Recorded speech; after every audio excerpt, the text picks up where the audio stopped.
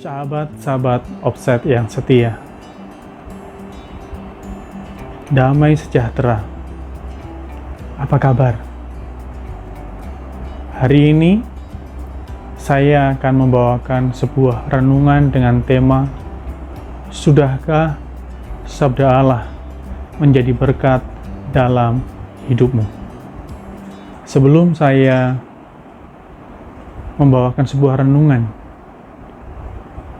saya mengajak Anda untuk mengindukan sebuah kidung pujian. Kusiapkan hatiku Tuhan, tu dengar firman-Mu saat ini. Ku sujud menyembah-Mu Tuhan, masuk hadirat-Mu saat ini.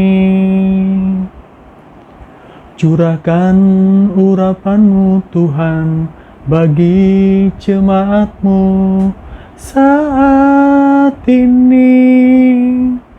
Ku siapkan hatiku Tuhan, tu dengar firman-Mu.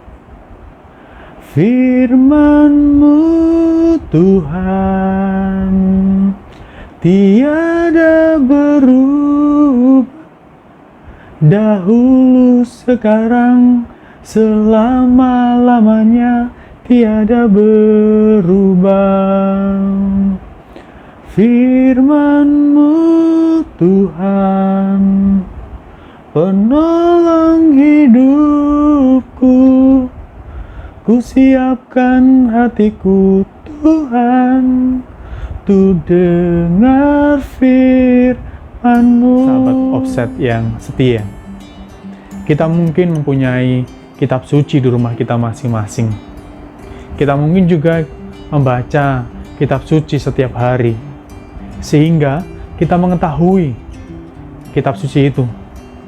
Pertanyaannya adalah, sudahkah kitab suci yang adalah sabda Allah yang kita ketahui, yang kita baca, yang kita renungkan, dan bahkan kita dengarkan, baik pada saat sharing Injil di dalam keluarga kita pada saat pandemi corona ini, maupun juga sharing Injil pada saat kita di KBG, maupun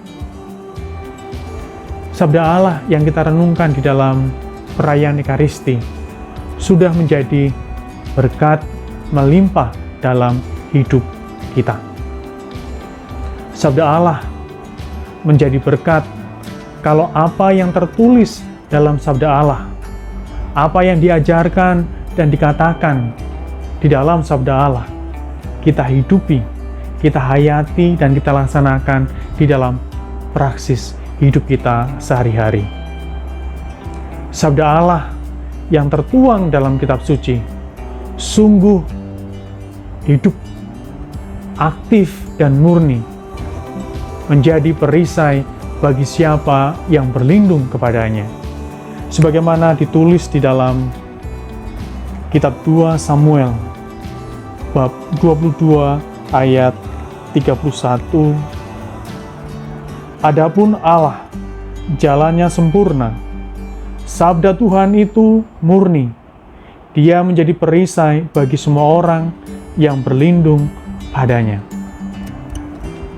Juga sabda Allah menjadi pedoman bagi kita menuju pada kebenaran, menuju pada kehidupan. Dan kebenaran itu tidak lain adalah Yesus sendiri yang mengatakan, "Akulah jalan, kebenaran, dan hidup." Jika kita percaya akan sabda Allah ini, dan kita akan melaksanakannya dalam hidup kita sehari-hari, demikian pula sebaliknya, kalau kita tidak percaya, kita tidak akan pernah melakukan apa-apa, dan tidak akan pernah membawa suatu perubahan apa-apa di dalam kehidupan kita. We do what we believe. Kita melakukan apa yang kita percayai di dalam kehidupan.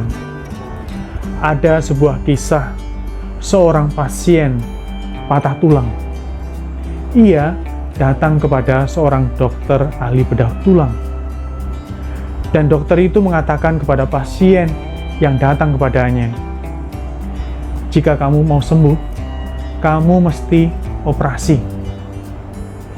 Pasien ini percaya kepada dokter, sehingga ia mau dioperasi. Tindakan mau dioperasi ini tidak lain adalah tindakan ia percaya kepada dokter, sehingga ia dapat dioperasi. Demikian juga dengan kita. Jika kita percaya akan sabda Allah, kita akan mempraktekannya dalam hidup sehari-hari. Agar kita dapat mempraktekkan sabda Allah, kita perlu mengetahuinya. Pertanyaannya adalah, bagaimana kita akan mempraktekkan sabda Allah kalau kita tidak mengetahuinya? Bagaimana kita mengetahui dan memahami sabda Allah? Langkah pertama yang harus kita ambil adalah kita ambil waktu untuk belajar kitab suci, baik secara personal maupun juga secara komunal. Kitab suci yang menjadi santapan bagi jiwa kita.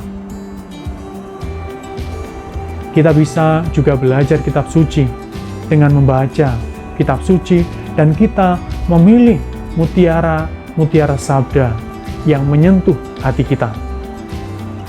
Kita juga bisa menuliskan mutiara sabda itu baik di dalam sebuah kartu, di dalam WA, maupun juga di dalam Facebook yang dapat kita lihat kembali sepanjang hari. Kita juga hendaknya merenungkan, membatinkan mutiara sabda di dalam hati kita masing-masing. Akan tetapi, ada satu hal yang sangat penting, yakni melaksanakan sabda Allah dalam hidup harian kita. Jika kita melaksanakan sabda Allah itu, maka kita akan mengalami kemerdekaan, kebahagiaan hari ini dan juga hari yang akan datang. Semoga Tuhan memberkati karya dan keluarga kita. Kita hening sejenak, kita mohon berkat Tuhan. Bapa di dalam surga, puji dan syukur kami haturkan padamu atas sabda yang Kau berikan kepada kami.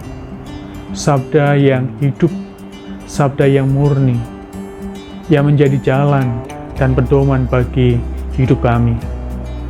Bantu kami untuk menghayati, menghidupi sabda itu, agar sabda itu boleh berbuah di dalam kehidupan kami sehari-hari.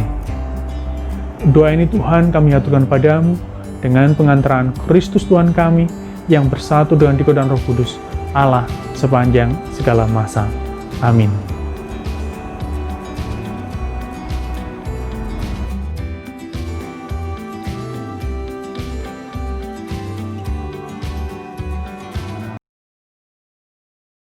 Demikian juga dengan kita.